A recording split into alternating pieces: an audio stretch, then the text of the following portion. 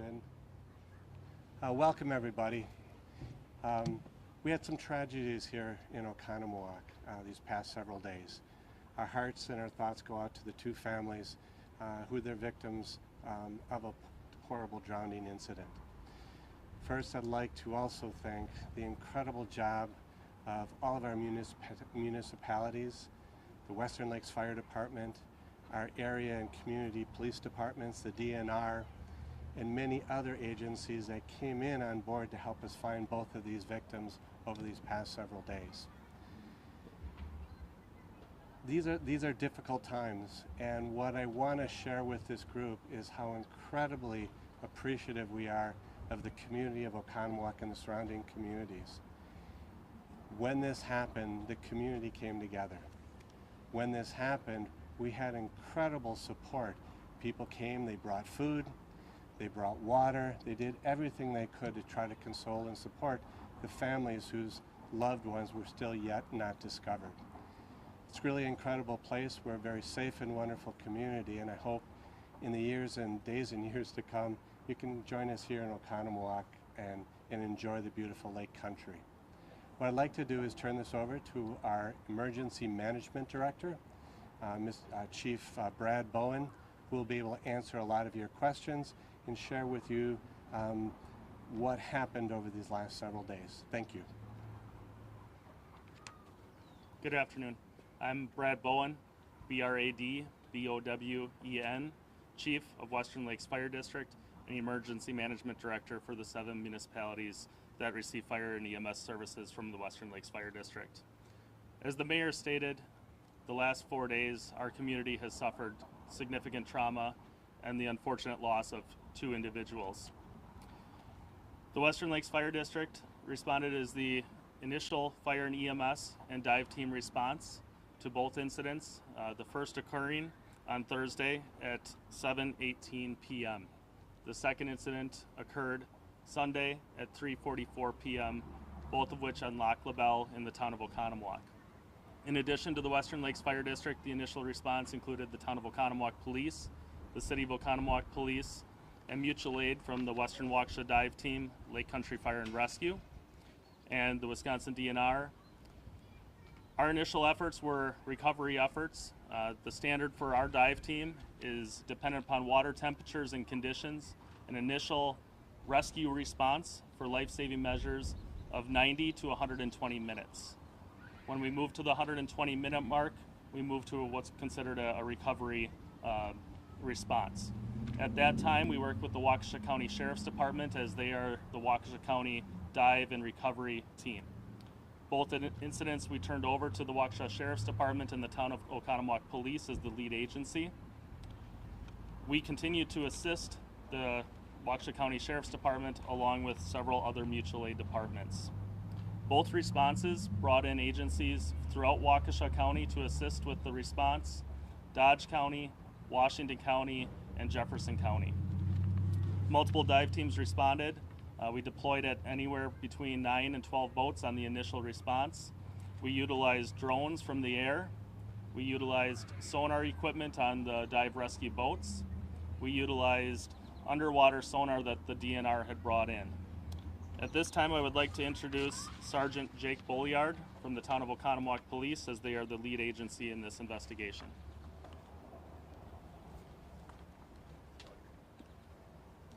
Good afternoon. I am Jake Bolliard. I'm a sergeant with the town of Oconomowoc Police Department. My last name is Bolliard, B-O-L-Y-A-R-D. Again, I work for the town of Oconomowoc Police Department. This week, our department, along with numerous other agencies, responded to 2 separate drownings in the Lac La Belle Lake in town of Oconomowoc. The first call was on Thursday, July 21st at 7:18 p.m., and the second incident occurred on Sunday, July 24th at 3:44 p.m. In both instances, the victims were boating with their friends and family on rental boats. In each incident, the victims jumped in the water without wearing a PFD, a personal flotation device. They both went underwater and did not resurface. Both victims, a 32-year-old male from Milwaukee and a 35-year-old male, also from Milwaukee, were located and recovered from the water. The Waukesha County The medical examiner's office responded and did take possession of both of the bodies. We would like to thank the Wisconsin DNR, the Western Lakes Fire District, Waukesha County Sheriff's Department, City of Oconomowoc Police Department, Lake Country Fire Department, Western Waukesha Dive Team, Shaniqua Police Department, Heartland Police Department, and the McGuanago Fire Department, as well as the Washington and Dodge County Dive Teams. Both incidents are currently still under investigation at this time. Due to the amount of people affected by this incident, I do not have any further information that I can release at this time. On behalf of the Town of Oconomowoc Police Department, we would like to offer our sincere condolences to the families that were affected by both these tragedies. Thank you.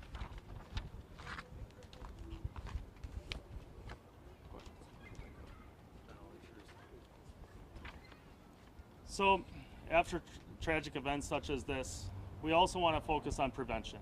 And we would like to spend some time talking about some resources that are available locally.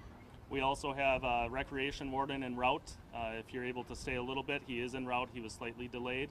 But I would also like to introduce our Park and Rec beach coordinator, Jen Froming, to talk about some of the safety and prevention efforts that we put on here in the city of Oconomowoc. My name is Jennifer Fremming, F-R-O-E-M-M-I-N-G. I am the City of Oconomowoc Recreation Manager, and one of my responsibilities is the beach management. And following tragedies such as this, it really helps us focus on the importance of water safety, especially in the Lake Country area. And we do our due diligence down here by providing lifeguards in our city beaches. We're fortunate to be able to still staff our facilities so we can focus on water safety. We also have the American Red Cross Learn to Swim swim lessons program that we offer through our department, and I've always advocated for the importance of teaching your children and adults how to swim in both pools and lakes, especially in this environment that we live in the Lake Country area with all the rivers and lakes around here. So we do also advocate for wearing PFDs with boat rentals, and we utilize them within our swim lessons to teach the importance of using PFDs and just the importance in general of learning how to swim in our environment. Before we open it up for questions, again, our communities came together. Lac La Belle is actually shared by 3 different municipalities: the city of Oconomowoc, the village of Lac La Belle, and the town of Oconomowoc. The community came together to support our sincerest condolences to the family, to the friends, and to the community as we heal and, bring forward some of the lessons that we have learned. A few other safety notes that we look at is even the most avid swimmer, with the waves and the wind, the water is unpredictable. B, situational awareness. We have had a number of water rescue incidents over the years, many times a pop-up storm, paying attention to the radar, knowing the lake. When we have individuals that come to the lakes that are unaware with the shallow sections, the rocky sections, the rougher sections, personal flotation devices, even for the most avid swimmer, is critically important when we are in water that's above 4 feet.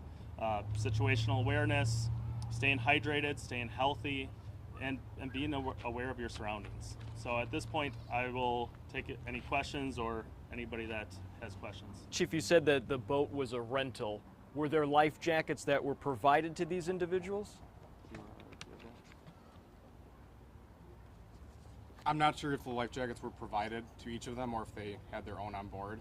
I do believe that they both had their life jackets on board, but were not wearing them when they jumped in the water. Does the rental, are they required to provide or check to make sure people have lifeguard or life jackets? I'm not sure if the rental is required to do any of that. Was alcohol a factor?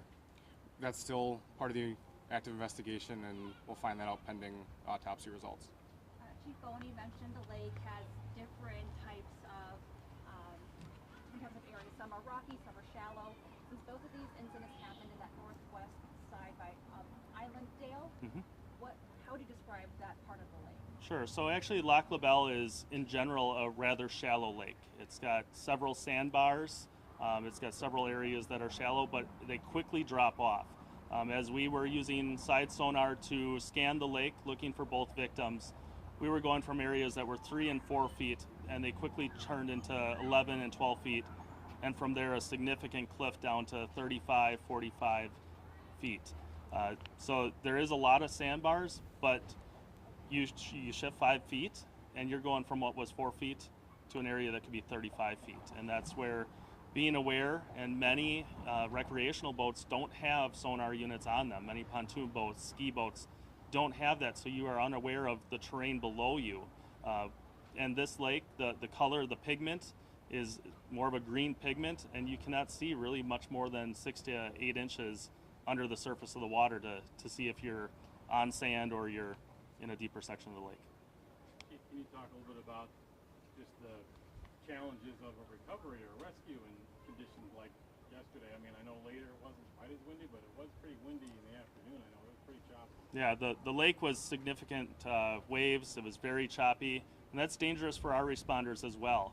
That was one of the reasons that we worked together with the 3 municipalities, the various police departments, to close down the boat launch so that responders had areas to deploy from. Out of respect with the city beach, when we knew we had transitioned into recovery efforts, closing the beach out of respect to the family and the responders, and also limit access to the lake at that time. The lake residents were phenomenal. Many had reached out over the past several days, offering their boathouses for restroom facilities for our responders, foods, beverages.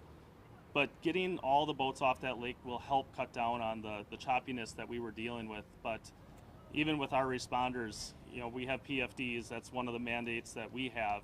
That's a requirement of state law that if you're on a boat, you have to have adequate number of PFDs for everybody that's on that boat. And there are limits on how many people can be on boats. Each boat has a different limit as far as capacity goes. Another safety item and why we ceased and suspended our efforts after dark is night diving is more dangerous. Last evening we did come back out as we had a very positive area of interest, which is why we did do a night dive. There were no other boats on the water.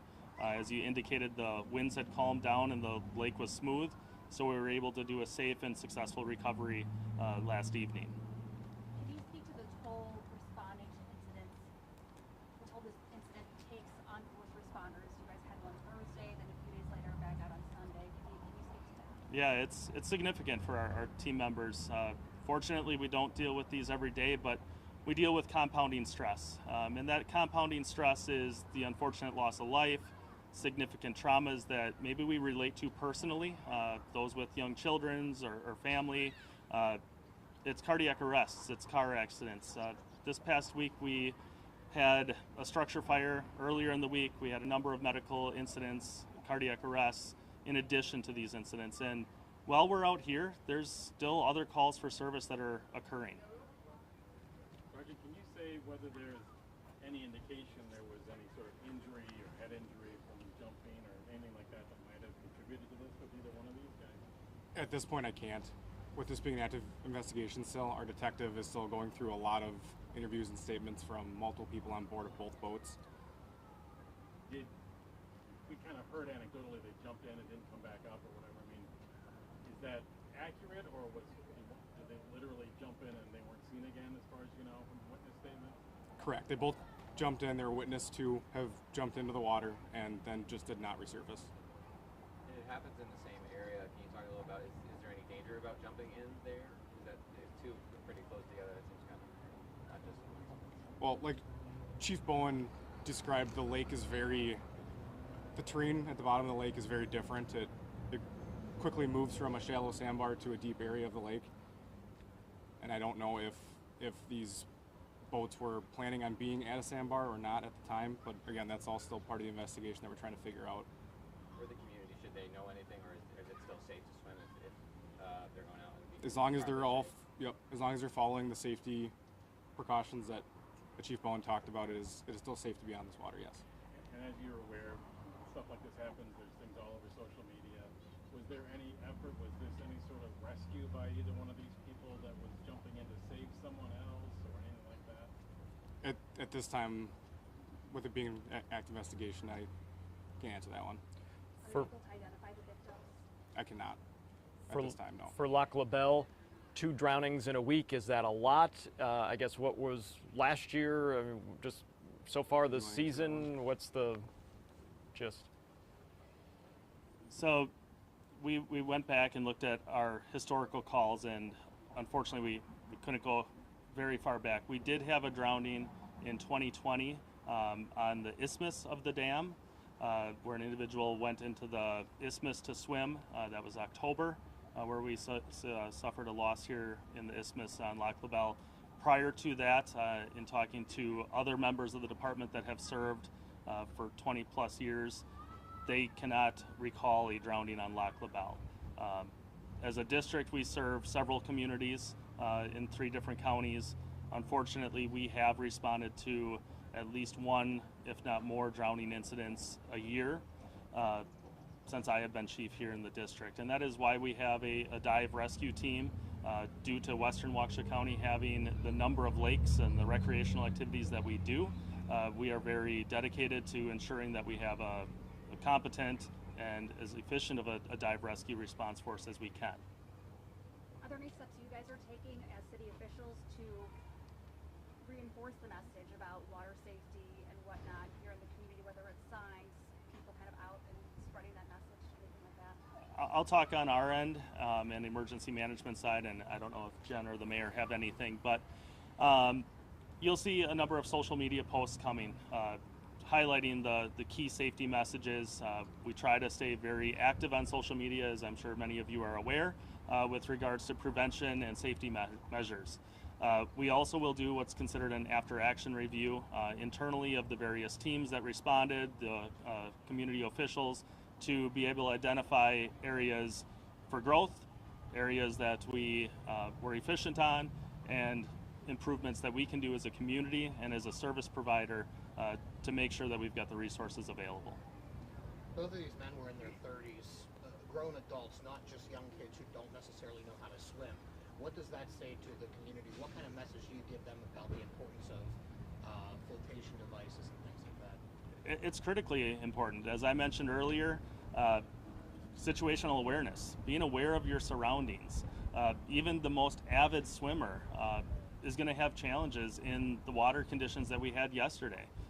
Even looking out in the middle of the lake today, we've got wind, and wind affects the wake that we have and the conditions. So being aware, utilizing the PFDs, because water's a dangerous area. And overall, there has been some speculation on social media of undercurrents and is the lake safe. And undercurrents don't suck somebody down here in our community lakes. It's based on the depth, it's based on the other conditions that go into this. If everybody is practicing water safety, the lakes are safe. Be educated and follow the rules and regulations. Can you say whether the boats are rented from the same company? I won't discuss what companies they were, but they're both 2 separate companies. 2 separate companies? Correct. Okay. Are they cooperating with the investigation? Yes, they are. Yeah, very much so.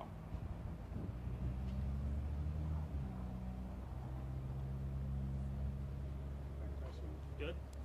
We'll make our closing. Thank you very much for coming. It's very sad that this has occurred, but as Chief Bowen mentioned, we're going to look at all the facts. We're going to look at everything that happened over the last 4 to 5 days. So is there something we can do as a city, as a town, as a community to make sure that it doesn't happen again? There have been a lot of discussions about that area. Is it safe or is it not safe to swim? I'll add a personal note to that. I grew up on a lake. I was a competitive sailor. I'm a certified scuba diver. I've actually scuba dived in the area that both of those folks were recovered. And I can tell the community that this is a very, very safe lake, but it comes back to the education to make sure that everyone is safe when they go into any lake. The more time I spend on a lake, the more time I spend in the water, the more respect we all have to have for it. And I think we as a city will definitely look at this very, very horrible last few days and try to do things that we can try to do to educate more people. And so we appreciate you coming today. If you would like to wait and meet with the DNR representative, and they were critical in a lot of the work that they did, you're more than welcome to them, Chief. I don't know a rough ETA if we have that, but I know you're also on very tight time Should be in schedules. about 10 to 15 minutes. If anybody wants to talk to him, I know some news stations did talk to him, but he is on his way up here. One thing that, you know, as a non-emergency person, that was really phenomenal with what happened here, all of these responders, all these emergency folks, they had incredible empathy. They were so supportive in the whole process. And that also came not just from them, but from the community. And at the end of the day, they were professional, and they finished the job as quick as they could. They came in, saw a potential opportunity, and went right back out. So again, from the city of Oconomowoc, we just want to thank all of the first responders. And there are too many individuals to thank, and they all know who they are. So thank you very much.